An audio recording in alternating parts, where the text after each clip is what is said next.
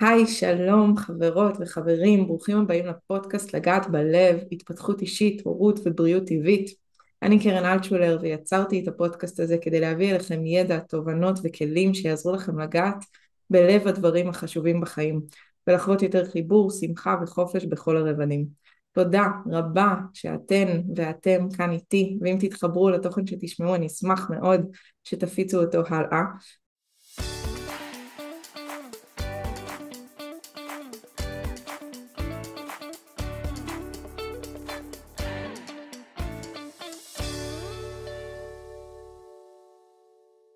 והיום אני מארחת אורח בפעם הראשונה ואני מאוד מתרגשת, והאורח היקר הזה הוא זיו בהרל, ואנחנו תכף נשמע ממנו עליו, ובינתיים אני אגיד שהסיבה שהוא פה מאוד קשורה לאורח החיים שלי.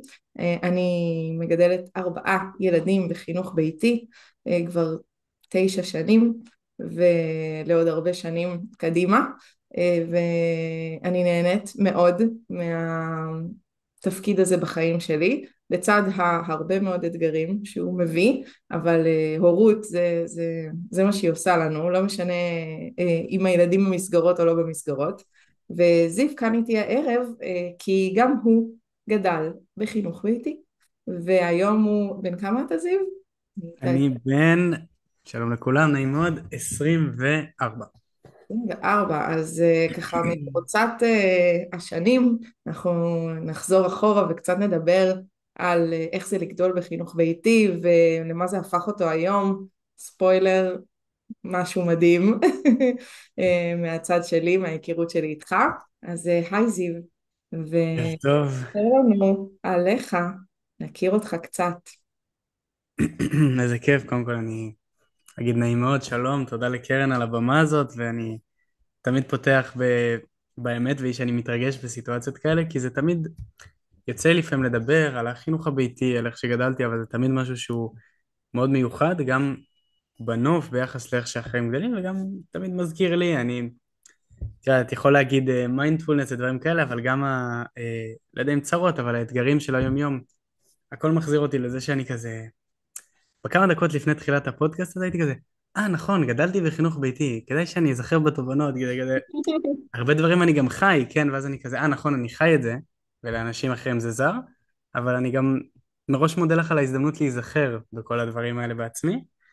זה ככה הפרומו שלי, טיפה לספר על עצמי שיכירו אותי, אני בן 24, עוד מעט 25, גר בתל אביב, עוסק בקואוצ'ינג, באימון אישי, הייעוד, השליחות שלי זה לחבר אנשים לעצמם, אז זה ככה תמיד היה, גם כשליוויתי אנשים לפירוטנות, גם כשהייתי מורה פרטי למתמטיקה, זה ככה עוד כמה דברים שעשיתי, מיני רבים, וזהו, זה כזה היכרות עליי, מפה באמת אני אשמח מה שמסקרן אותך.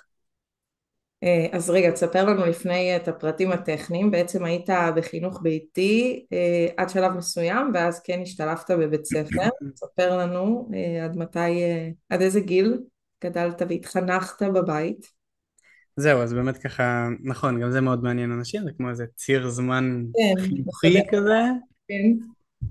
באמת עד גיל 13, אמצע כיתה ז', הייתי בחינוך ביתי, הייתה איזושהי התארגנות של הורים לאיזה כמה חודשים, אבל באמת לא הייתי לא בגן, לא בבית ספר יסודי. אמצע כיתה ז' הצטרפתי לבית ספר דמוקרטי בצפון ליד קריית שמונה, ואז סיימתי י"ב, את הסקרנות של האם בגרות, כן, לא נשמור להמשך, סיימתי י"ב, ונכנסתי ככה לעולם המבוגרים, אפשר לקרוא לזה, לא יודע, אני גר בתל אביב מגיל 19, וזהו, עברו 5-6 שנים, אני בעצמי מופתע. כן, אני מרגישה שאני כאילו מכירה אותך מאז שאתה ילד, זה מצחיק אותי להגיד, אבל אנחנו מכירים הרבה שנים. נראה לי מה שחיבר בינינו זה באמת הפירוטנות, נכון, נכון. ההתפתחות הטבעית, ואני ממש כאילו מסתכלת מהצד על ההתפתחות שלך בשנים האלה, וזה ממש מעורר השראה. באמת שבכל מה שאתה נוגע בו, לא ידעתי על המתמטיקה, אבל כל השאר ממש כאילו רואים את הלב שלך ואיך אתה שם בשביל אנשים, ומעניין איך זה מתחבר באמת לחינוך הביתי. זה גם משהו שהרבה שאלו אותי היום, ככה התייעצתי בקרב הורים שאני מלווה ונמצאים בקהילות שלי, איזה שאלות הם היו רוצים לשאול אותך, והרבה מאוד הסתקרנו על איך העבר הזה השפיע עליך היום. תכף ניגע בזה. אני חושבת ששני הנושאים העיקריים ששואלים אותי עליהם המון סביב וואו, חינוך ביתי, מה הסיפור, איזה מוזר, איזה המון פעמים אנשים ממש כאילו אפילו לא מצליחים לדמיין דבר כזה. אני מאוד מבינה את זה, גם אני בתור ילדה ועד שהפכתי לאימא וזה פתאום היכה בי, נקרא לזה, לא העליתי בדעתי את האפשרות שילדים יגדלו לא במסגרת, לא בצורה מאוד מקובעת ומסוימת. אז, אז אני חושבת ששני הדברים שהכי מעלים שאלות זה למידה וחברה. שני הדברים שמאוד ברור לאנשים שאפשר לקבל אותם רק במסגרות, ומה קורה עם זה כשהילדים בעצם לא הולכים לשום מקום שמייצר את זה באיזשהו אופן, נקרא לזה אולי מלאכותי, או כאילו ממש בונה את זה באיזשהו אופן, אלא איך זה קורה יותר באופן טבעי בחיים. אז אני אשמח שנדבר ככה קצת על שני אלו. אולי נתחיל מהלמידה, מהפן הזה. איך נראתה אולי שגרת היום שלך, איך למדת בשנים האלו עד גיל, אמרת 13, איך זה בא לידי ביטוי? אני יכולה להגיד רגע לפני שתתחיל, שבתור אחת שגם מגדלת ילדים בחינוך ביתי ומכירה הרבה בקהילה וגם מדריכת הורים שתומכת בהרבה פעמים משפחות בחינוך ביתי, שיש המון סוגים וסגנונות של משפחות, של יותר הום סקולינג, יותר אנסקולינג, וככה גם הלמידה נראית מאוד שונה. אז זה מסקרן אותי לשמוע באמת איך זה היה אצלך ועבורך. אז זהו, קודם כל, שאלה מעולה, יש לאימא שלי שיר קצר כזה שהיא קראה לו ואיך הוא ילמד, יכול למצוא אותו כזה בשלוף עוד שנייה, אבל בגדול, זה באמת מחזיר אותי לאיזושהי חוויה, זה לא בדיוק עונה לך על השאלה, אחרי זה אני אענה, אבל תוך כדי שאת מדברת אני מתחיל להיזכר בדברים, ואני נזכר ממש בחוויה של להסתובב בעולם כמו חייזר. עכשיו, את יודעת, חייזר כזה מהסרטים, כאילו ירוק כזה, הוא תמיד היה ירוק וחייזר וזה, אבל אתה מסתובב בעולם עם אמא שלך בסופר, או נגיד אפילו קופת חולים, היינו עושים בדיקות דם שגרתיות כזה, מה, הוא חולה? למה הוא לא בבית ספר? כאילו, משהו לא תקין. ולאורך השנים שכבר קצת גדלתי, גילאי 10, 11, 12, כבר יש לך כזה תשובות שנונות כאלה, אבל החוויה מאוד חוזרת על עצמה שמשהו פה נראה לאנשים מוזר. בהקשר הלימודי ספציפית, ההגדרה הייתה אנסקולינג, כלומר ההגדרה הייתה הילד ילמד מסקרנות את מה שמעניין אותו, אנחנו כהורים מגרים את הסקרנות שלו, חושפים אותו לכל מיני תחומים, ואיפה שהנטייה הטבעית שלו אנחנו תומכים בו.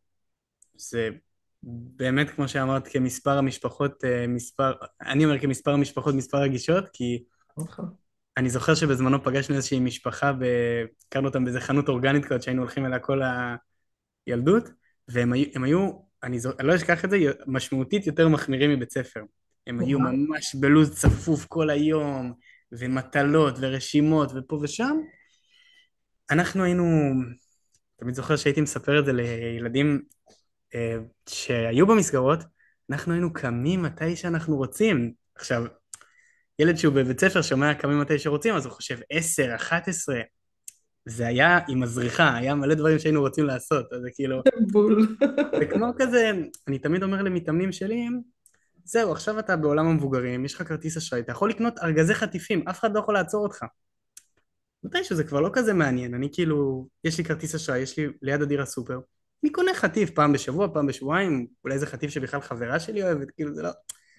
זה שיכולנו לקום באיזה שעה שרצינו, היה לזה קסם אבל הפוך, היינו קמים ממש מוקדם, אני הייתי אוהב לצלם נגיד, הייתי אוהב לצלם את הזריחה, ולשאלתך לגבי למידה, אני הייתי יותר מתעניין נגיד, היה צילום, היה בולים, היה ייבוש פרחים, היה כל מיני תחביבים כאלה מיוחדים, מעיין היה יותר בכדורגל, בנגינה, מן הסתם עוד מלא דברים, וההורים היו תומכים משהו בזה. צעיר יותר ממך, נכון? בשנתיים. ההורים היו תומכים בזה, היו מחזקים את זה, מעיין מאוד אהב לנגן, ההורים שאלו את עצמם איזו מסגרת נגינה יש במהלך היום, אז מעיין היה הולך לנגן עם קבוצת זקני ראש פינה, והוא נהיה הסולן שלהם, ויש תמונות אדירות מהילדות, מאוד משעשעות ומיוחדות, שהוא הסולן, הוא בקדמת הבמה, וסביבו משהו כמו 20 חבר'ה בני 60 עד 80, וזה, מדהים. ככה הוא מנגן במהלך היום. אני הייתי צלם, אז ההורים מצאו איזשהו צלם שעבד גם בידיעות אחרונות, גם בעוד איזה עיתון, והייתי מטייל איתו ברחבי הצפון והארץ, וואו. באמת חוויות מאוד מיוחדות. אמ, אז למידה, את יודעת, אני הולך איתך ללמידה של מה שבאמת סקרן אותנו, ספציפית, מקצועות הליבה, במרכאות או שלא במרכאות, היה, סבתא הייתה קונה לנו כאלה חוברות של הגיל שאנחנו אומרים להיות בו ומשהו כזה, אבל גם שם זה היה המון המון מתוך מקום של סקרנות ומתוך מקום של מתישהו אתה שואל מה זה הצורות המוזרות האלה שכולם מסתכלים עליהן, או מה אמא ואבא מקריאים לך, איך הם יודעים להקריא את הספר. אז אני למדתי קרוא וכתוב כזה לבקשתי so called, ומתישהו יש תמונות כאלה מהילדות שלימדתי את אחי, כלומר שלימדתי את מעיין, היינו קוראים ביחד, הייתי מסביר לו פה ושם. מן הסתם היה פה גם איזשהו מקום של יצירתיות של ההורים, לדוגמה כתב מבוגרים, הייתי עם אמא שלי כותב לאבא שלי איך עבר עליי היום, בגיל, לא זוכר, טיפה יותר מאוחר, שלומדים, נראה לי זה היה 9 כזה, ולימים זה נהפך ליומן שלי, ואני כותב יומן מאז ועד היום. אז וואו. יש דברים שמלווים אותי אפילו עד היום, והיום את מכירה אותי מהפייסבוק, כתיבה זה אחד התחביבים, כן, אבל משם גם מגיעים הלקוחות שלי, אז זה אחד הדברים שאני הכי אוהב לעשות בכלל, אני יכול באמצע הלילה שיהיה לי רעיון לפוסט בפייסבוק. אז ספר. הלמידה הייתה מאוד מהחיים, כאילו לא היה איזה הפרדה עכשיו לומדים, עכשיו לא לומדים, כזה. מדהים, לגמרי, אני מאוד מאוד מתחברת לזה, אני גם מאוד אנסקולרית, וממש מאמינה שאין כמו למידה שיוצאת מבפנים ולא מגיעה מבחוץ, כאילו זה גם מחקרים ממש למדתי, חפרתי הרבה בנושא, מחקרים מראים שהמוח שלנו פשוט קולט הרבה יותר טוב כשאתה רוצה ללמוד את זה מאשר כשמושיבים אותך ואומרים לך יאללה בוא נלמד לקרוא ולכתוב. כן, באמת מאוד מעסיק הרבה הורים, הפחד הזה שאם אני לא ילמד בצורה מסוימת, בסדר, בקצב, באופן מסוים, אז הילד שלי פשוט לא ילמד. ואני מאוד שמחה לשמוע שבאמת אצלך היה את החופש הזה ומצאת באמת גם את כמו שאתה אומר, הליבה, ולקרוא ולכתוב ולעשות אחד ועוד אחד. זה מגיע מתוך עצם זה שזה סביבנו ואנחנו נמשכים לזה ורוצים להידמות להורים שלנו, כמו שאמרת, או בדיוק אמא מה שבאתי עושה את להגיד, זה יפה. אתה רוצה להוסיף על זה משהו? כן, כן, אבל היית באמצע משפט. אני חושבת שזה מדהים לראות גם את זה וגם איך זה הפך אותך לבן אדם מאוד, אני רוצה להגיד עשיר בעין כאילו מאוד, וואי, לא יודעת מה המילה המדויקת שאני מחפשת, אבל מרגיש שיש בך המון מגוון כזה, כאילו שאתה מאוד פתוח בין אם זה לקבל וגם לתת לעולם המון דברים, ואני נוטה להאמין שיש קשר לזה שהיית מאוד פתוח באמת ללמוד ולגעת במה שמעניין אותך, וזה שתיארת על החוויה הזאת עם הצלם, להסתובב איתו, כאילו איזה ילד באמת זוכה לקבל כזה, כזאת הדרכה והכוונה בגיל כל כך צעיר כמובן, אני לא מדברת על המשך החיים, למשהו שבאמת מעניין אותך. זה כאילו כל כך, מצד אחד נשמע כזה הגיוני וטבעי, ומצד שני זה כל כך לא מובן מאליו. זה דיסוננס מאוד גדול. וואו. כן, את זורקת אותי לחוויות של פעם בשבוע, שבועיים הייתי מבלה איתו עם הצלם הזה, פשוט יום שאני בא בבוקר, אנחנו אוכלים איזה סנדוויץ' וכזה, ואז פתאום מזעיקים אותו לאיזה חילוץ של אישה שנפצעה בטבע ברמת הגולן, ומסוקים, ובלאגנים וזה, אקשן.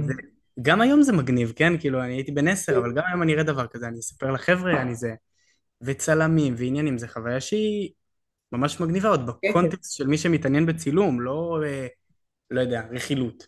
כן, כן.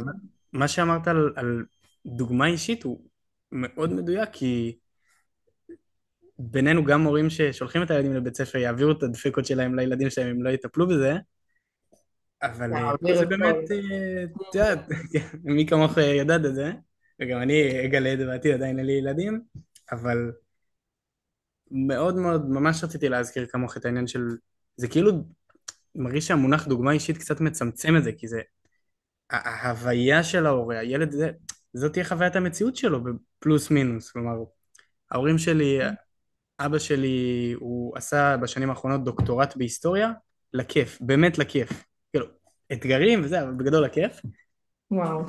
ופלא שיצאתי איתו להט ספרים. אז זה משהו שהוא, את יודעת, אני היום, לא יודע, עובר בגן שעשועים, רואה איזה הורה כזה מנדנד את הילד שלו בזמן שהוא בטלפון. מה, כאילו, מה אתה מצפה אחרי זה, שהילד יצא איזה סופר דגול? לא יודע, אולי, אבל בסוף בסוף אני זוכר שכל החוויה שלי עם פירות, שדרכה גם הכרנו וכולי, תמיד היה לנו ארגזי פירות בבית. אני כאילו היום מזמין ארגז פפאיות לא משנה מי או מהנעתי אותו מדפי, זה מזכיר לי את הבית, באמת, אמיתי. אנשים צוחקים עליי, אני שותה את כל השוקו סויה, זה מזכיר לי את הבית, זה כאילו, זה הזוי, אבל זה ככה. אז ללא זה ספק בית מיוחד, בחרת לך, זה כיף. לגמרי, וואו. לגמרי. לא, זה מאוד חזק. כל הנושא של הגישה ההיקשרותית מדבר על החיבור הזה בין הורה לילד, כמה יש את הרצון להרגיש דומה, להרגיש שייך, להרגיש משמעותי, וסתם זה לוקח אותי לדוגמה הכי פשוטה של הורים ששואלים אותי איך לגרום לילד לצחצח שיניים, ומנסים ועושים, כל הזמן. לגרום, בכלל המילה לגרום. כן, פשוט תצחצחו שיניים, יום יום שמה בנקודה ובזמן שאתם רוצים שהוא יעשה את זה, וכמעט בטוח, נדיר מאוד שילד, אם אנחנו מדברים על פעוטות, ילדים קטנים, לא יצטרפו אליכם, כי פשוט הם רוצים להיות כמוכם. אנחנו נורא מנסים ללמד היום מתוך הוראות, תעשה, תלך, תביא, תיקח, במקום לעשות את הביחד הזה שרותם את הילדים בצורה הכי טבעית שיש. כאילו, זה ההשתוקקות שלהם, להיות כמונו, להיות איתנו ושייכים אלינו. זה גם מתחבר בכלל לחינוך ביתי ולזה שאנחנו לא עושים את ההפרדה הזאת, שהעולם כל כך נרמה לנו, שיש עולם המבוגרים ועולם הילדים, ואין קשר בין השניים. חייבים לעשות הפרדה כדי שהחיים יקרו, נקרא לזה. כן. זה מדהים איך אני מכירה גם שוב המון המון משפחות, וכל אחת מוצאת לה לא רק בפן הזה של הלמידה את הדרך שלה, אלא גם איך לשלב את החיים בתוך החינוך ביתי. יש הרבה פעמים נטייה לחשוב שזהו הורה בחינוך ביתי, הוא יושב כל היום בבית, לא עושה כלום, אבל דווקא ברוב המקרים יש כאילו מוצאים את הפתרונות לאחד בין העולמות, בין המבוגרים לילדים. אני מניחה שאולי גם אצלך הייתה איזושהי חוויה דומה, שהשתלבת בתוך החיים של ההורים. רוצה לספר על זה קצת? בטח, אני רציתי להגיד עוד משהו על העניין של לצחצח שיניים וזה, שלפני איזה שבועיים התאמנתי במתחם כושר שהיה ליד גן שעשועים, ואני רואה איזה אימא רצתה להציע איזה משהו לילד שלה, הוא לא היה כזה קטן. והיא עושה לו כזה, איזה טעים זה, כאילו, מה הוא מטומטם, כאילו, את לא מתנהגת ככה ברגיל, את לא אוכלת ככה, כאילו, זה לא נראה ככה כשאת אוכלת, אבל נניח ההורים שלי באמת, לא יודע, באמת אכלו בריא לגישתם, אז בא לך, אז אתה אוכל את זה, זה מה שיש. סליחה, איבדתי ריכוז, מה שאלת לפני שנייה? שאלתי על איך זה באמת, האם היה לך את החוויה הזאת של להצטרף אליהם, בין אם זה לעיסוקים, לתחביבים, להידמות להם, ומתוך זה לצמוח לימודית ובכל רמה אחרת בשנים האלו. אז קודם כל אני באמת זוכר איזשהו אורח חיים מאוד דינמי כזה, שבו היה לי גם מה לתת, גם מה לקבל, גם איפה להצטרף, גם איפה הבמה שלי כזה. כן, פעם בשבוע היינו עם סבא שלנו, ואולי אפילו היינו מצטרפים למעגל החברתי שלו, אז אתה יושב עם חבורת אנשים מבוגרים ואתה איתם בשיחה, כאילו אין את העניין של אני בכיתה ב' והוא בכיתה א', אז הוא פחות מגניב. היו כן. לי חברים בני 70, כאילו זה סבבה. ובוקר אחר אני מלווה את בן דוד שלי הקטן לגן, ואני בכלל בנתינה, במקום דודה שלי, אני מלווה אותו לגן, את בן דוד שלי. והיו כל מיני תחביבים שהם באמת, כאילו, אהבתי לצלם בקיבוץ, בטבע. מה, אני צריך לזה את ההורים שלי? אני יודע להטעין את הבטריות של המצלמה. ולתפעל את זה, זה היה ממש מגניב האמת. היה הרבה דברים שלאמא שלנו היה חשוב שנדע כזה, זה ארגז כלים של כזה כדורגל, כדורסל, טניס, ואז כל אחד כזה משהו אהב. אז היה לנו גם אחר צהריים את החברים שחוזרים מבית ספר, ובבוקר את התחביבים שלנו. ותוך כדי באמת, אמא אהבה כזה ללכת בקיבוץ ללקט כל מיני פירות, אז מצטרפים אליה. או, מדהים. או לעשות קניות. אמ, אבא שלי היה תמיד אומר בציניות כזה, אנחנו חברת הפקות. הוא כן היה חוזר מהעבודה, לוקח אותנו לספרייה, סופ"שים היה המון טיולים גם, כולל נסיעה וטיול בטבע. אז כן היה איזושהי השקעה מאוד גדולה שאני זוכר, אבל, אבל לא באמת 24/7, זה כאילו, זה לא הגיוני, כן? שני ההורים עבדו, תכלס. מדהים. לקחת אותי בראש כאילו יש איזה מין סוג של משפט שהרבה פעמים אומרים לי של כאילו בהקשר של חברה שככה גלשת על המקום הזה של כאילו הם לא חיים את החיים האמיתיים, את לא נותנת להם לחוות את החיים, ו, וזה בדיוק הפוך בתפיסה שלי, כמו שאמרת שבמסגרת יש לך את קבוצת השווים, כולם בני גילך, ומי שאולי קצת יותר קטן אז הוא כאילו פחות נחשב בעיניך, ואלה שגדולים ממך גם אולי אין לך שפה משותפת איתם, ופתאום בחינוך ביתי אה, ילדים חיים מבחינתי את החיים האמיתיים שבהם יש ילדים בכל הגילאים ויש מבוגרים ואתה יוצר תקשורת בכל מיני סגנונות וצורות ורמות, ואני נדהמת לראות ממש גם על הילדים שלי ובכלל במפגשים ככה גדולים שיש לנו של הקהילה פה בפרדס חנה איפה שאני גרה, שבאמת יש עשרות משפחות לפעמים במפגש, איך הילדים שלי, למשל הבן שלי בן 7 תום, הוא מאוד אוהב לפעמים לשחק עם בני 2, 3 הקטנטנים שכבר הולכים וקצת מדברים, לא תינוקות ממש, אבל הוא נהנה כזה להוביל אותם ולהדריך אותם באיזשהו אופן, ומצד שני יש לו חברים בני 12 שהוא לומד מהם והם אלה שמובילים אותו, כלומר יש לו את האפשרות להיות גם בעמדה הזאת וגם בעמדה הזאת, גם נותן, גם מקבל, גם מוביל, גם מובל, וזה ממש מקסים בעיניי, ותמיד יש את הילדים, יש לי עכשיו גם תינוקת בת 4 חודשים, אז תמיד יש את הילדים שנמשכים לתינוקות וכל היום רודפים אחריי להחזיק אותה, כאילו יש המון המון דינמיקות בין הילדים, וגם כמו שאמרת, המפגש הזה עם מבוגרים, פה סיפרת על ככה לשבת ולנהל שיחה עם בני 70, הילדים שלי באמת הרבה פעמים מוצאים את עצמם מנהלים שיחות עם מבוגרים, בין אם זה הורים אחרים בחינוך ביתי ומבוגרים אחרים שאנחנו פוגשים בתוך ענייני היום יום, ששוב רוב הילדים לא פוגשים את זה כי יש את ההפרדה הזאת, וילד שנמצא במסגרת שבה יש מבוגר אחד או שניים על עשרות ילדים, לא באמת אפשר לנהל תקשורת מעמיקה, ואני חושבת שזה מאוד משמעותי, כאילו יש איזה ילד, עכשיו הוא קפץ לי לראש, בן גם 6, 7, שהוא תמיד מנהל איתי שיחות פילוסופיות בחיי, במפגשים, יש לו איזה כאילו חשיבה מעניינת כזאת, אני ממש נכנסת איתו לשיחות, ולא רק איתו, עם עוד ילדים, וכאילו איזה מתנה זה, שהילדים האלה זוכים לכל כך הרבה אינטראקציות מגוונות, אז בא לי לחזק, שהחיים האמיתיים לא חייבים להיות בין הקירות האלו של גן או בית ספר, אלא הם לגמרי, הילדים מקבלים את החוויה הזו גם מחוץ לשם, ואולי אפילו, שוב, בצורה הרבה יותר מגוונת ומעניינת. אז זה ממש מעניין, ואחת השאלות שחזרו על עצמם, כששאלתי מה מעניין אנשים לשמוע בהקשר הזה של חינוך ביתי בראייה לאחור, זה איך איזה השלכות יש לחינוך ביתי על התחום החברתי בחיים שלך היום במבט לאחור, איך זה השפיע עליך כמבוגר בהמשך החיים, או אולי אפילו כבר אז במסגרות כשהשתלבת, אם זה היה לך קל, מאתגר, ספר לי קצת.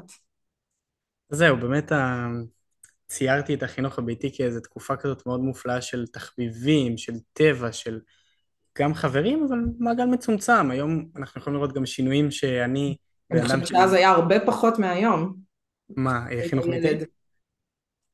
לא, אבל גרנו גם עם המשפחה המורחבת בקיבוץ, וגם היו לנו חברים. Mm. מה שאני אומר זה שיש גם נטיות טבעיות של כל ילד. אני, גם היום, יש לי חבר אחד, שניים טובים באחד על אחד. מעיין אחי, תני לו חבורות, תני לו לצאת למסיבה עם עוד 20 איש, משהו הזוי, מה זה לא אני? אז זה כזה על השוני, וזה היה ככה גם אז, אם אני נזכר. זה קטע מה שאתה אומר, אני אעצור אותך שהרבה פעמים בטח. אומרים כאילו כשיש איזושהי בעיה, ילד לא חברותי נגיד, זה בגלל החינוך ביתי, תני לו להיות במסגרת. יותר מדי, לא, זה החינוך הביתי, וכאילו, וזה פשוט כמו שאתה אומר, אנחנו כל כך באים מי שאנחנו לעולם הזה בכל מיני אופנים, וזה בא לידי ביטוי בין אם אתה במסגרת ובין אם לא. אז טוב ששמת את הנקודה הזו, תמשיך. אני אגיד, אני אמשיך גם אותך, שאני זוכר שרעדתי מפחד מהכניסה לבית ספר. הם היו נראים לי גדולים ומגניבים כאלה ומקובלים ושיודעים הכל, אמרו לי, לומדים שם, כאילו כזה. אז לגבי ללמוד, אני אגיד שקיבלנו החלטה באמצע כיתה ז' להתנסות בבית ספר, ואמרתי להורים שלי, לא, בואו עכשיו חצי שנה אני אלמד את כל החומר, בואו נצטרף בכיתה ח'. אוקיי. וכשהגעתי, מה זה התאכזבתי מהעניין הלימודי? כאילו אמרתי, אני באתי ללמוד, כאילו לא הבנתי למה לא לומדים, ולמה אין התקדמות, ולמה לא חוקרים דברים, למה זה, כאילו, מה, מהר מאוד הבנתי שזה קייטנה חברתית. כלומר, מהבחינה החברתית הייתה לי שם התפתחות מאוד משמעותית. אני אעשה כזה ספוילר, מי כן כזה כיתה זין יותר בקבוצה של החנונים במרכאות, היותר שקטים, היותר מופנמים מבחינה חברתית. עד בי"ב הייתי התפקיד הראשי במופע י"ב על הבמה, שזה כזה, איזה סגירת מעגל נחמדה. וואו. אבל לימודית, זין ח' הייתי סך הכל מאוכזב, ובט' הייתי כזה בעיקר בירדן, וזה היה בית ספר דמוקרטי, אז זה התאפשר. אחרי זה קיבלתי החלטה לעשות בגרות, ויצאתי ממוצע 90, כי זה באמת היה מבחירה, אבל אני לא אשכח, זה עדיין לימודית, שבאמת הופתעתי מזה שהחבר'ה אומרים את המילה ללמוד, עם הבעת פנים שלילית, היה כאילו חוזרים ללימודים, זה מונח כבד כזה. כן, מדכא. ואני באמת, כאילו, בחרתי להיות שם, שזה תמיד היה הזוי לחברים. מבחינה חברתית, זה היה לי בהתחלה ג'ונגל, זה היה לי בהתחלה לאן מסתכלים, ואיפה זה, ואיפה פה עושים, ובאמת היה שם איזשהו אתגר מאוד גדול, אבל זה היה בית ספר שהוא יחסית קטן, וההורים תמכו, ובאמת היה לזה איזושהי מעטפת. כן, בסוף, מאוד מהר מצאתי את החברים שלי, ואני זוכר שכזה, היה שם איזשהו תהליך של התפתחות, אבל סך הכל, מהר מאוד גם הבנתי שכאילו אני מין כזה, אוי, אף אחד לא יודע איך קוראים לי, ואני ביישן ואני פה. ואז הסתכלתי וראיתי שיש כאלה שזה מצבם אחרי 6.5 שנים בבית ספר. אז מין כזה, בסדר, לא יודע איזה הכשרה חברתית יש שם, כאילו, לא מלמדים הרי, לך אני לא מגלה את זה, אני אגיד את זה סתם שזה ייאמר, לא מלמדים בבית ספר איך לפתור סכסוכים, איך להביע את עצמי, תקשורת משהו, גישור, כל לא יודע, חשוב משהו. באמת. כן, חינוך. כן, היה מחקר מאוד מעניין, פתאום כיתה ח' משהו משתנה בין הבנים לבנות, פתאום פה, פתאום שם. חברתית אני מאוד שמח שהלכתי לבית ספר. לימודי תמיד עשיתי גם איזה משהו במכללת תל חי, ועשיתי פה ועשיתי שם, כי המונח ללמוד נשאר מונח חיובי עבורי. חברתית זה באמת הרוב שם, הסיבה, בדיעבד ההורים סיפרו לי ששקלנו, אמרנו בואו ננסה בית ספר, זה כי התחיל להיות יותר מסכים, וזה קצת איבד מומנטום. הייתי או בתוך בית ספר או מחוץ בית ספר, הייתי צריך יותר להשקיע פעולה אקטיבית בשביל ליצור חברויות. וגם היום אני רואה את זה, אני בעיר בתל אביב. לא יודע, אנשים בודדים, מה לזה, כאילו זה החיים, בעיר או בעולם המודרני.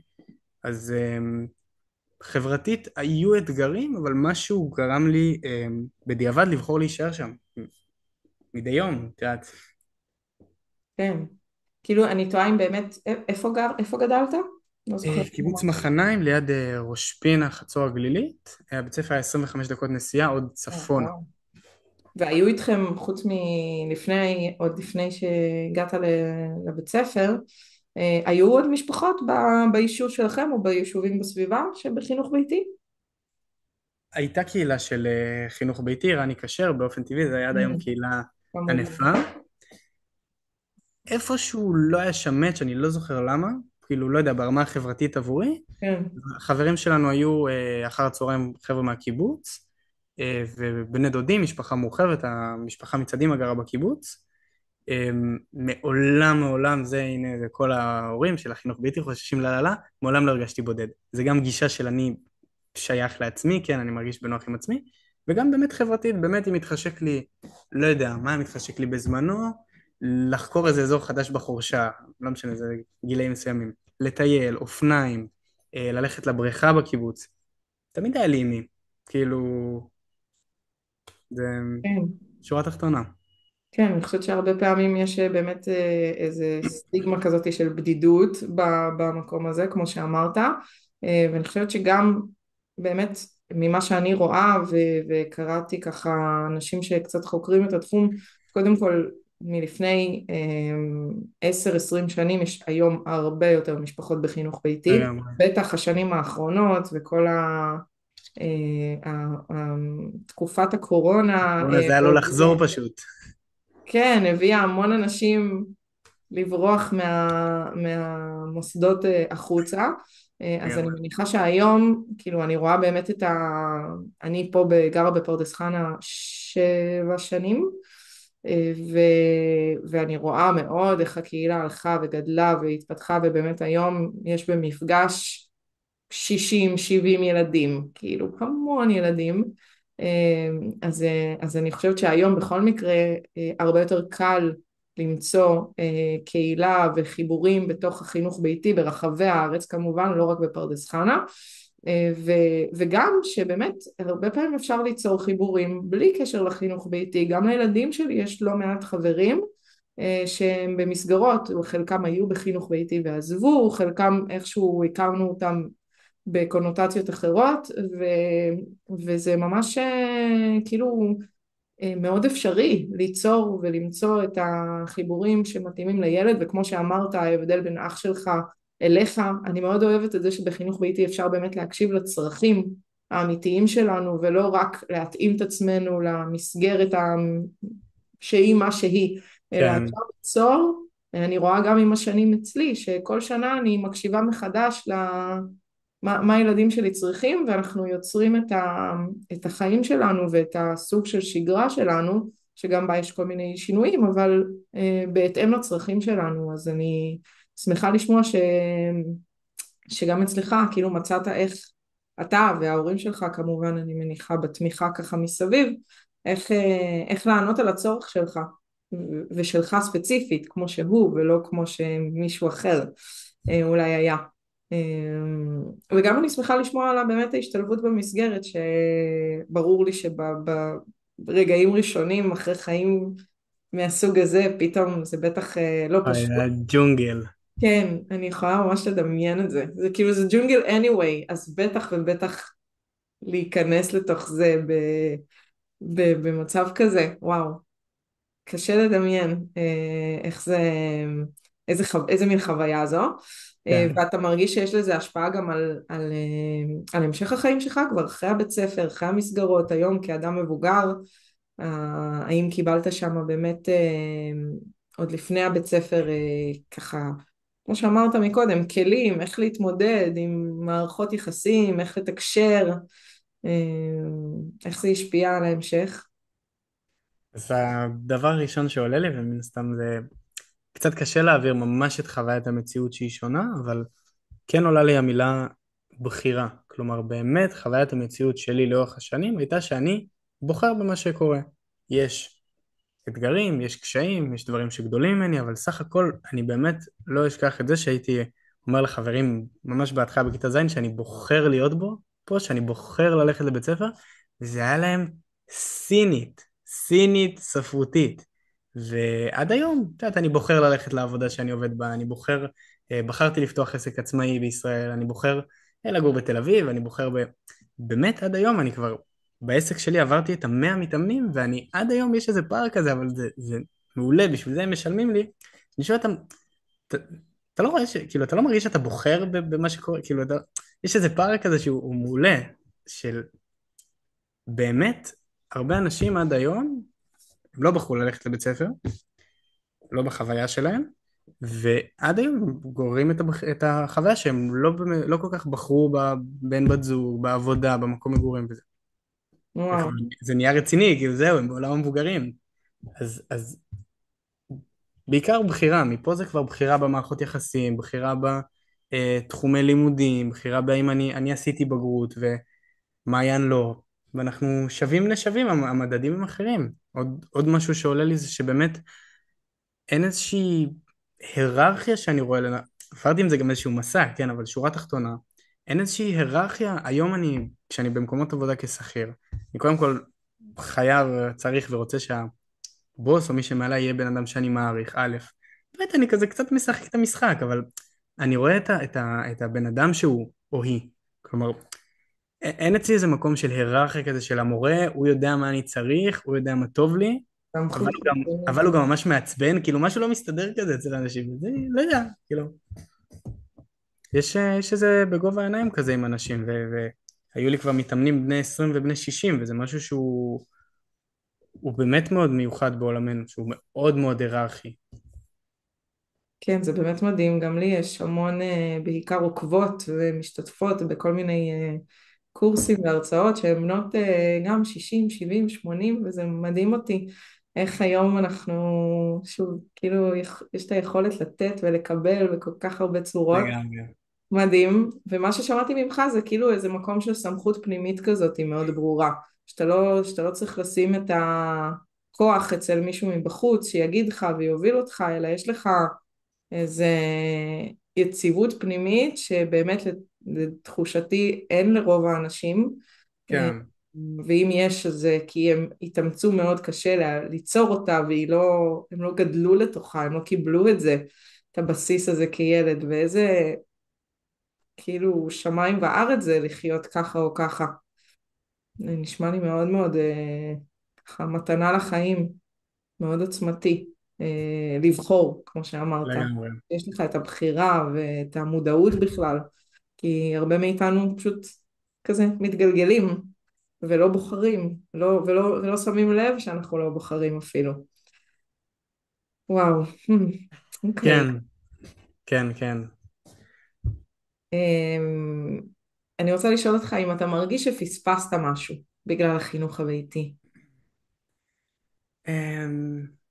את יודעת, זה גם מוטיב חוזר, אני הכל אוהב לקחת עם לקוחות שלי, עם עצמי, עם זה לדפוסים עד היום. אנשים, כשהייתי רווק, שאלו אותי אם אני לא מרגיש שאני מפספס משהו בזוגיות, והיום שאני בזוגיות, חבר'ה, אולי זה יותר אופני לגיל שלי, אבל כבר לא אני הולך, מה, אתה לא מפספס בחוץ, יש עוד בנות? לא יודע, טוב לי, כאילו, מה?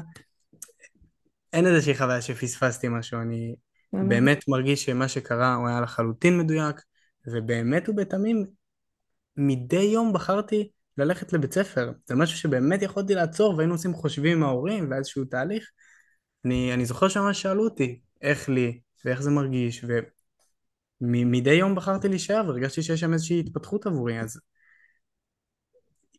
אני אגיד לך יותר מזה, מפספס זה גם השנים שלא הייתי בבית ספר, אז זה כבר קצת בקריצה למערכות, כן? אבל לאורך השנים של היסודי, היינו הולכים לבקר בבית ספר בינינו כדי להיזכר למה אנחנו עושים את מה שאנחנו עושים, כן? Mm. כאילו, זה כל מיני חוויות כאלה ממש היינו יושבים בכיתה, היינו רשומים לבית ספר, זה שהם כאילו חינוך חובה, זה כזה, אמא הייתה באה איתנו והיא הייתה יושבת בחדר מורה או משהו כזה, או שהיינו הולכים לסל תרבות כזה, נוסעים בבית ספר להצגות, קצת חוגים, היה בבית ספר היסודי הלכתי למחשבים, נראה לי מעיין הלך לחוג כדורגל כזה, כל פעם היינו בהלם מהמשמעת, זה היה נראה לנו ממש אכזרי, חוויות באמת כאילו, כזה שלמעיין נפל תפוח על הרצפה, והוא הרים אותו ואכל אותו, וממש גערו בו, וכאילו, what the fuck, זה לא הסתדר, זה כאילו, לא טעם את חוקי היקום שהכרנו כזה שזה קורה. כן, אז זה כזה לשאלתך, כאילו, בדקנו מה אנחנו מפספסים. כן, וואו. מדהים, אני שמחה לשמוע שבאמת איך אתה אומר, אתה שלם עם זה לאורך כל הדרך. אני מרגישה גם בשנים שהיית בבית וגם בשנים שלא. כאילו לגמרי, היכולת הזאת היא לקום ולבחור ולהקשיב לעצמך ושההורים שלך מקשיבים לך. אה, איזה כיף שזו התחושה שהולכת איתך. מדהים. אה, לגמרי. מה אהבת במיוחד בחינוך ביתי? יש משהו ספציפי שאתה זוכר שאני ככה עוברים לי בראש כל מיני דברים ששיתפת, אז זה כאילו כבר יש לי ניחושים, אבל מה במיוחד היה אהוב ונעים בחוויה הזאת של לגדול בבית. זה דווקא הזדמנות לנצל את הדברים שהם יותר להיזכר בהם, כי כן אני היום, את יודעת, חי בעיר ויש לי את הלו"ז שכל שבוע אני בונה לו"ז לשבוע קדימה, ויש לי את הלקוחות שלי, ויש לי את העבודה, ויש לי את הפה ויש לי את השם. ואני באמת, את יודעת, זה גם קצת זוכר, אני רוצה להיות נאמן לחוויה בלייב, אבל סך הכל איך שאני זוכר את זה, זה שבאמת היה המון זרימה והמון ספונטניות והמון אפשרות באמת, בא לי עכשיו לצלם, בא לי עכשיו לצייר, בא לי עכשיו לדפוק בדלת של סבא לראות אם הוא נמצא. באמת הייתה איזושהי ספונטניות כזאת שאני מודה, זה דווקא אני מודה עם החיים שיצרתי לעצמי עכשיו, יש איזה מזוקק אולי איזה כמה שעות בשבוע. זה אני מודה. להיות ספונטני בהם. כן, כן. כאילו מעניין. לא, זה לא היה משנה מה השעה כזה, זה מאוד מיוחד. כן, נשמע כמו חופש אמיתי. אני כן, תמיד קוראת למה שאני עושה חינוך חופשי. שיש לילדים שלי את החופש, באמת אולי לא כמו בקיבוץ, ללכת ולהיכנס ומשפחה מסביב, הלוואי. היה לנו כזה שבט עוטף וקרוב, אבל חוץ מזה, הילדים שלי באמת חופשיים מאוד לתנועות הפנימיות האלה, מה בא לי ללמוד, איך בא לי להעביר בין אם זה את היום או את השנה הקרובה, מה מעניין אותי, מה מושך אותי, עם איזה חברים אני רוצה לבלות יותר ופחות, כאילו באמת אני הרגשתי בתור ילדה שנורא הייתי תחת כפייה כל הזמן מכל הכיוונים, כאילו, ונאלצתי לעשות המון דברים שאני ממש לא רציתי. כן, והחוויה הזאת שאתה מתאר, החופש הזה, לבחור בכל רגע ורגע, וואו, הלוואי על כל ילד לחוות את זה. כן, זה ממש... כן, כן, סליחה. כן, לא, תמשיך, לא, זה פשוט זה מחזיר אותי כי אני פוגש מתאמנים שלי מדי יום, ואם אתם שומעים את זה אני אוהב אתכם מאוד. אני באמת נתקל בחבר'ה שהשאלה מה אתה רוצה, לא משנה באיזה קונטקסט, באיזה הקשר, קשה, היא כמעט זרה להם, זה הזוי. לא, ומה היא שצריך, מאוד וזה, מובן. לא, לא, לא, זה לא מה ששאלתי. מה וואו, אתה באמת רוצה, זה לפעמים, אנשים לוקחים איתי תהליך על זה, וזה בסדר, כאילו, מעולה, זה זה השירות, אבל הגיוני לי מה אתה באמת מאוד. רוצה? כן, אנחנו הרבה פעמים יודעים מה לא, מה אנחנו לא רוצים, אבל מה כן? וואו, ונכון, נכון, אני מזכיר פה לעצמי ולאחרים, לקחת פעם ללכת להתבודד על איזה הר, על איזה גבעה, או אני בדיוק לפני שבועיים עשיתי לעצמי בילוי, נסעתי לחמי געש לבד בשעת הפתיחה, מתחם כזה של מעיינות חמים וזה, כן, כן, הגעתי בפתיחה, זה היה כל כך תלוש מהסיטואציה שהשומר בכניסה שאל אותי אם אני עובד שם. כזה גדול. זה היה כזה, אני וזקנים רוסים, והיה מה זה כיף. איזה וכן, ספונטניות מגניבה, אהבתי. כן, זה היה ממש כיף. וזה הזדמנות, לקחתי כזה מחברת ועט, ואיזה ספר וזה. זה כזה פעם בהזדמנות להסתכל על החיים מהצד, כי אנחנו לרוב בתוך כדי, ומה שאמרת מתגלגלים. זה נכון, אנשים הם לא מטומטמים, הם מתגלגלים, ודבר מוביל לדבר, והנה אני, לא יודע, כל אחד בדוגמה שלו.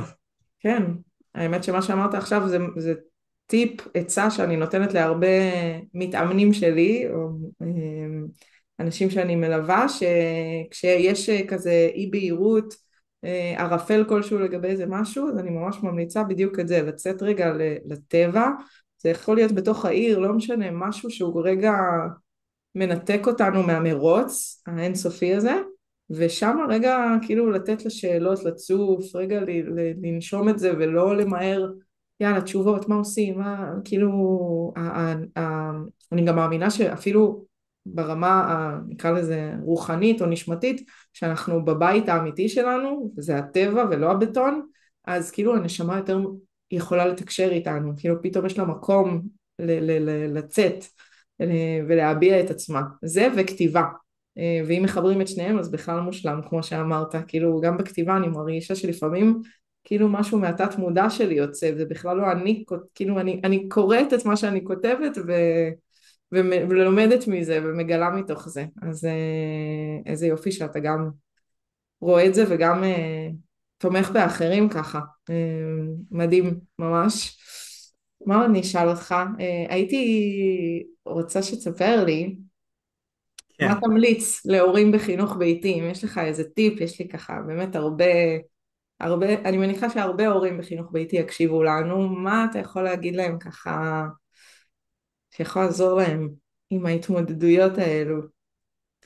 אני חושב אני רואה את האתגר דווקא מהצד של לקוחות שלי, שהם נגיד צעירים, והם מסיימים את גיל ההתבגרות שלהם, או הם באיזשהו שלב של לנתק איזה חבל טבור מהצד השני, מטאפורית. זה מצד אחד, ליטרלי ייצור שיצא מהגוף שלנו, זה ממש אחריות גדולה. מצד שני, יש פה איזה שחרור שליטה כזה. אני יכול להגיד לך שסתם אם אני לוקח דוגמה אחת, ההורים שלי חוקרים וחקרו לאורך השנים את תחום התזונה, בגדול הגיעו למסקנה שאנחנו רוצים תזונה צמחית, טבעונית, והיו המון קולות מהסביבה, לא רק על החינוך הביתי. מה יקרה בזה? אנחנו מדברים על לפני 25 שנה, לא על עכשיו שיש כבר לגמרי חלוצים. טופו במבצעים על טופו בכניסה לסופר. כן. אז באמת אני זוכר שההורים כן, היה תקופות שפתאום הוא טוב, ננסה קצת גבינה, ננסה קצת פה, ננסה קצת שם. ובפועל אני יצאתי שגילאי 17 הייתי בהפגנות של התנועה הטבעונית ושל פה ושל שם. אחרי זה קצת חזרתי יותר לעניין הבריאותי, חייתי על פירות שנה וחצי, והיום אני, בתוך עמי אני חי, אני טבעוני כבר עשור, כן, אבל בת הזוג שלי היא לא טבעונית, ומצד שני דיברנו על דוגמה אישית, כן, אז היום כבר סבתא שלנו טבעונית, והיום גם אבא שלי, בהתחלה זה היה רק אימא, ופתאום, עומר, החבר הכי טוב שלי, שהוא בטח ישמע את זה, הוא פתאום מנסה עכשיו טבעונות, ואני מבין כזה, לא אמרתי לך כלום, כאילו באמת לא אמרתי לו כלום, אני לא מטיף שום דבר אף פעם. אז אני חושב שדיברנו כזה על דוגמה אישית, ודיברנו על הרבה מעבר לדוגמה אישית, זה באמת איזושהי הוויה, שאני כרגע עוד מהצד רואה איזה, כי אני לא הורה, כן, רואה מהצד איזה התפתחות אישית מדהימה זה להיות הורה, ואני חושב שזה שזור בזה, כלומר באמת, אני מאוד מודה להורים שלי על כל הדברים שלמדתי מהם ואני לומד, מצד שלי לפעמים אני כזה, לא יודע, אני אומר לאמילי, לחברה שלי איזה משהו, ואני כזה, בוא'נה, זה משפט של אבא שלי, כאילו, לטוב ולרע, כן? כן, לרוב זה קבוע לרוב זה ופתאום משעשע. יוצא. מכירה את כן, זה.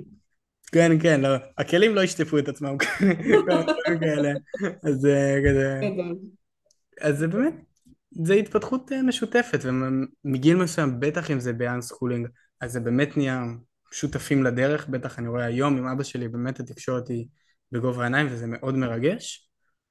זה מסע, אין במילה אחת, אבל אני חושב שזה מאוד מתגמל, כי זה באמת תוצר אישי שלך, ולא כזה, טוב, המערכת דפוקה, אז הילד יצא דפוק, מה נעשה? צריך, אם יתחלף שר החינוך, אולי יהיה יותר טוב. כן, וואו, לגמרי. לקחת אחריות כזאת. זה אחריות ושחרור שליטה, מה שעולה לי. כן, כן, אז זה אחד ההמלצות שלי גם להורים, לא רק בחינוך ביתי, בכלל, של, אם אני מצמצמת את מה שאמרת, זה להזמין את הילדים לחיים שלנו, לתת להם כאילו ממש להיות שותפים, כמו שאתה אומר, למסע אחד של השני, ואני ממש מקפידה לעשות את זה, גם ברמה של העבודה שלי, הילדים שלי יודעים מה אני עושה, והם עוזרים לי לפעמים בכל מיני דרכים מתוקות, וגם התחביבים והמטלות בית והחיים וכל מיני כאילו דברים, כמו שאמרת, יש איזה בלנס בין מצטרפים אליי וחווים ורוצים להיות באמת במקום של אני דומה ושייך ומשמעותי למה שאימא ואבא שלי עושים, וגם את המקום של ת, תתעסקו בעניינים שלכם, תגלו את עצמכם, והם באמת מדהימים אותי כל פעם מחדש ביצירתיות, בהמצאות, שאני כאילו אין לכם שוב הנחיה והדרכה ועדיין מקור בלתי נדלה של יוזמות ממלא סוגים, וזה ממש כאילו אני לפעמים כל כך, אתה יודע, כאילו כמו שתעבור באיזה ערוגה ותיזהר לא לדרוך עליו פרח, ככה אני מרגישה שאני רק צריכה לא להפריע לפרחים האלה לפרוח, לתת את המים והדשן, את השמש, את מה שהם צריכים, ושהם יעשו את כל היופי הזה בעצמם. אז איזה כיף כן. שזה גם מה שקיבלת בבסיס שלך, זה מאוד מורגש בעיניי, גם פה בשיחה וגם שוב מההיכרות שלנו מחוץ לכאן. תגיד, איזה אתה כיף. חושב שאתה תגדל את הילדים שלך בחינוך ביתי? או, שאלת השאלות. כן, השאלה עוד ממש. עוד יותר קשה, שואלים אותי, אתה ממליץ על זה? זה כמו, אתה עם ממליץ על חותמת. טבעונות?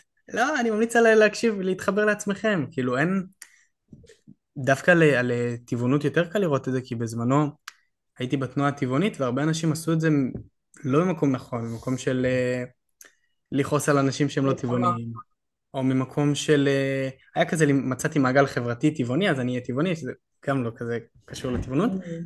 אבל האם אני ממליץ לאחרים? אני חושב שזה כאמור מאוד מאוד תלוי מקרה, ואנשים שההזמנה היא להקשיב לעצמם, ואני, את יודעת, חלק מהשיעור, מהמסע שלי, זה באמת להיות בזוגיות עם אמילי, שהיא ככה גדלה בילדות מאוד שונה משלי, ואנחנו כבר היום מתחילים מי לא לגשר. גדל בילדות מאוד שונה משלך? נכון, נכון, אבל גם זה באמת איזשהו שיעור שלי, כי יצאתי עם בנות שהן יותר כזה בהיפיות, Mm. בטבעוניות, ביוגה וזה, בסוף אני בחרתי בה, ואנחנו כבר היום דנים בזה וכולי. אין ספק שאני לא אשלח את הילדים שלי לעירוני א', עירוני זיבי, עירוני, את יודעת, משהו עם סורגים ושומר. אין לי מושג איזה צורה זה יתפוס, אבל זה לא סביר, אני כאילו לא מצליח לדמיין את זה, את יודעת, זה כאילו, ביי, לך לשם, תקח את התיק עם הספרים, זה כאילו לא, זה לא מסתדר לי, זה לא כל כך הגיוני בעיניי. מה כן זה באמת ימים יגידו, כי זה לא שאני מתכנן ילדים בתקופה הקרובה, אבל לא, יש עוד כמה דברים שלא סביר שאני, או בכלל לא סביר שאני אעשה, זה כזה, זה בפרק אחר. כן, וואו, כן, סקרנית, לאן העלילה הזאתי תלך. לגמרי. איזה כיף, וואו. יש לך עוד משהו לשתף אותנו לפני שנסיים? אני חושבת שככה נגעת פה במלא דברים ממש מעניינים. אני קיבלתי מזה המון, בטוחה שכל מי שהאזין גם. וזהו, אם יש לך ככה איזה טיפ אחרון או נקודה אחרונה לשתף אותנו, אז אני ממש אשמח, ואני אודה לך ממש על זה כל זה. כיף. קודם כל, תודה רבה על הבמה ועל ההזדמנות. הרבה זמן רציתי לדבר איתך, ואני מניח שבעתיד גם אני אהיה מנחה הורים ברגע שזה ינבע מתוכי, כמו שכל דבר כזה אני לומד ואז מלמד. תפור ספציפית עליך. אני זיו, תנק יו, אז ככה תמיד רציתי לדבר איתך, ואני עוקב אחרי התכנים שלך שהנחיית הורים למרות שאין לי ילדים, ומתעניין בהם ומספר לאחרים, וכאילו, כזה. איזה כיף. ובא לי דווקא, בגלל שאת חיה את הקהל הזה, ואני פחות ביומיום, הבועה התל אביבית אין בה אפילו ילדים, אז בטח הורים. כן, מה, זהו, זאת האמת, כאילו, אני כן. לא עם ילדים ביומיום ולא עם הורים, תכלס. בא לי דווקא פידבק ממך לשמוע מה הכי לדעתך נגע בקהל, הכי היה כזה, נגע בנקודה שמסקרנת, זה בא לי דווקא לשמוע את זה ממך, מכל מה שאמרנו. אני חושבת שממה שאני רואה, הדבר שהכי הכי מטריד הורים והכי הם סקרנים מאוד ללמוד, זה על הפן החברתי. כאילו יש Mm, מאוד נטייה להאמין, מה שאמרנו מקודם, שיש איזושהי כזה בדידות מאוד גדולה. כאילו ממש מדמיינים, אני רואה את זה על הפנים של אנשים, שחינוך ביתי זה יושבים בבית, התריסים מוגפים, מצטמקים כזה, עם מעלים עובש. בדיוק, כאילו יש ממש אמונה שילדים בחינוך ביתי אין להם את הדבר הזה, ואני חושבת שהצגת פה שאומנם אולי לא היה נגיד קהילה מאוד גדולה והמון חיי חברה, אבל שמצאת לעצמך, אתה שוב וההורים שלך כמובן, מצאתם את הדרך לבנות את מה שהיה נכון ומתאים, וגם את ההקשבה הזאת שבאיזשהו שלב בחרתם להיכנס למסגרת ולהתנסות בזה ולראות האם שם הצורך שלך יקבל מענה בצורה טובה יותר, וזה גם המון פעמים עולה אצל הורים שמתייעצים איתי, ואני מחזקת ואומרת להם, זה שעכשיו תעשו את השינוי הזה ותוציאו מהמסגרת או לא תשלחו, זה לא אומר שזהו, כאילו אתם חתומים על זה לנצח, אלא יש לכם את היכולת לבנות את החיים שתרצו כל יום מחדש. או ששואלים אותי, אם הילדים שלך יבקשו ללכת לבית ספר, מה תעשי? אז אני אומרת, אני לא אשלח אותם לבית ספר, אלא אני אבין מה הצרכים שהם חושבים שיתמלאו דרך הבית ספר, ואז אני אנסה בתוך הגבולות שלי ובתוך האמונה שלי בחינוך ביתי, לתת להם את המענה לזה. כאילו ילדים יבקשו מאיתנו הרבה דברים, זה לא אומר שזה מה שהם צריכים, זה מה שהם רוצים. ההבדל הוא בין אסטרטגיה לצורך. אני רוצה בית ספר כי אני מאמין שזה ייתן לי ככה וככה, אני לא צריך את הבית ספר עצמו, אלא זה אמצעי כדי למלא אצלי איזשהו משהו. אז אני באמת חושבת אני מקווה, אני אגיד את זה ככה, שהרבה הורים קיבלו פה את הביטחון שאפשר לברוא וליצור את מה שנכון לנו. כמעט בכל מצב יש פתרונות ויש כאילו בדרכים יצירתיות אפשר ליצור בערך כל מה שנרצה. אני לא רוצה להיות מוגזמת ולהגיד הכל, אבל תכל'ס זה מה שאני חושבת, שאפשר ליצור הכל. ואני מנקודת המוצא של אני מגדלת את הילדים שלי בחינוך ביתי, נקודה, התחלתי לשחק עם כל השאר כדי שזה יסתדר. אז אם יש כאלו שבאמת מקשיבים לנו ומאוד בין אם מתלבטים, בין אם עשו את הצעד אבל חוששים, מקווה שזה המסר שהם מקבלים גם ממך וגם דרכי, שאפשר שוב ליצור, בין אם זה בלמידה, בין אם זה בחברה, העתיד שצפוי לילדים האלו, אפשר ממש להתוות את הדרך כמו שנכון ומתאים לנו, ולא כמו שמישהו אחר קבע מה צריך ללמוד, כמה שעות, באיזה אופן, באיזה קצב.